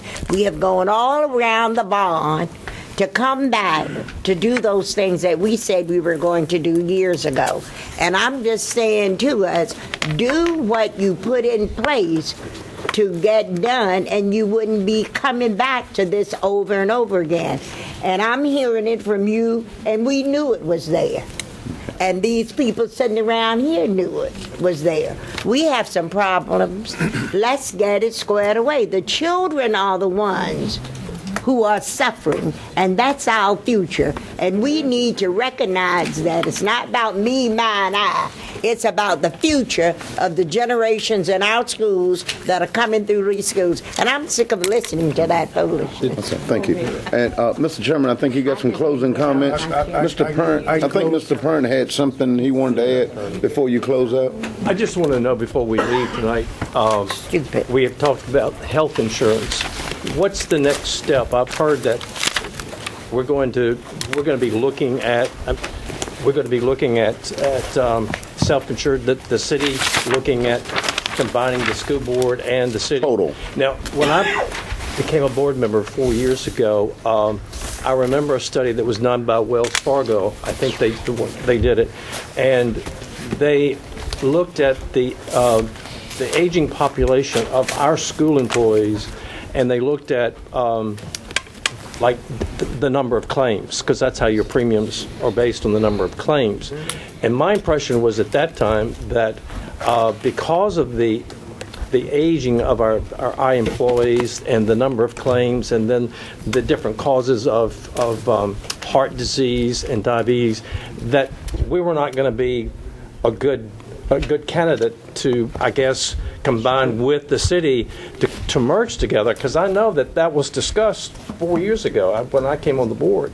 Now, tonight you're bringing it up, Ms. Simmons, and I've not heard that discussion. I never heard an answer. I never heard the discussion back, and the only thing that I heard is we've looked at it is that the school board was looking at self-insured and the city's self-insured, and then we just could not assume the risk because we didn't know what the risks were going to be. So I'd like to know, as a board member, where are we going with this tonight? We're looking at the combination, and the manager and the superintendent is going to get together on combining all and having it all one self-insured plan, and whatever the risks are, we're going to make that assessment and make that a city issue, not a school issue, so you won't be in violation if there's any type of that. And we're going to look at that and make sure that those numbers match up. Okay. Mr. Chairman? Mr. Mayor, before everybody goes out here and does high fives on that, it's got Dr. Daniels said it right in the sense that the way you contain cost, and whether you're with a for-profit or self-insured, is you split the cost between the employee and the employer. And the ground is really shifting on that split. More and more employers are putting more of that burden on the employee. And we may be in a situation where we put more of the burden on our employee, and you don't want to go there. Well, I'm confused if you've got 5,000 instead of you having 25 and we've got 25. No, it's the structure of the plan. Yeah. You know, how much of a deductible that you're... Right, exactly, yeah. right. And there'll be a high deductible plan. Yeah, but let's say that we say that our deductible is 5,000. I'm just picking a number, and you want only 500 for your employees. Then we're not there yet. So to answer your question, I think that you all need to reconcile your thoughts on whether or not you want to be self-insured at all. And then once you decide that, do you want to combine the plans? Again, there is money to be saved in being self-insured. But just to say that we're going to combine the plans doesn't get us all the way there, because you have really two employers, and we might have different philosophies on how the plan should be structured. Now, that doesn't say that someday in the future you can come up with a plan that would, be satisfactory to everybody. But it's just not only your current employees, it's your retirees. And retirees fall into two categories: your pre-65 and your post-65. And so there are a lot of parts to this as you look at structuring one unified plan. But if you want, that's why we got to run the numbers, and they've got to be able to swallow whether or not you want to go back. If the numbers say that your teachers or your folks may need to chip in an extra $100 or $50, you may not agree with that, and you may not want to do that, and we may still be where we are. But as a we need to run. policy board, I don't know what your rules are. I mean, you made me a chart. This is what the city does now, and this is what the school does now. I don't know. Well, that's what I'm saying. Let's get to the chart. There's a lot of information that says that being self-insured saves you money. Now, whether it was $3 million or $1.5 million, there's money to be saved because of the very fundamental thing that when you buy it from a for-profit company, you're paying a profit and you're hedging. They're hedging their risk. They're not going to bite off the risk. Dr. Daniels, to be clear that what I said was not exactly what he was giving me credit for. I specifically said that the school, the employees of the schools, we have to worry about the salaries going up, and we are not hiring some teachers because we don't have the money, and the cost of living is going up and everything else. That the school, that the employees would not have to pay anything additional over what they are paying now. We said as far the same thing. as well, I like the way I said it. They will not have to pay any additional premium, but they will get the same benefits that they're getting now. Okay, and any cost that overruns, since we have no way to control our budget except what's handed to us, it's not that true in every state. I know some states is different. But anyway, in Virginia, we have nothing that we can do to get money except when money is handed to us if other people decide they want to hand it to us. That we will not be responsible for any overruns because we don't have enough money to run over anything. Right, gotcha. Mr. Chairman. All right, thank you, Mayor Wright, members of council. I'd like to take this time to thank you for your indulgence and listening to us for this presentation where we have to put before you for our budget for the night. I guess I've been hanging around Mr. Hines too much because he's always saying it's all about the children. You go on Airline Boulevard, there's a sign in front of the thrift store now, and their sign is saying it's all about the children. So our motto is we do it for the children. It is, turns around, it's all about the children. It's all about our future. And I don't think either one of us feel they're gaining anything in what we do, except the late nights that we spend, just like you spend your time too for these meetings. But we appreciate you listening. We hope for the best, and we hope you take a good look at this. And thank you. All right, very good. Okay, we're adjourned. Thank y'all. Thank you. Thank you. Thank you. No, we got to do the voice.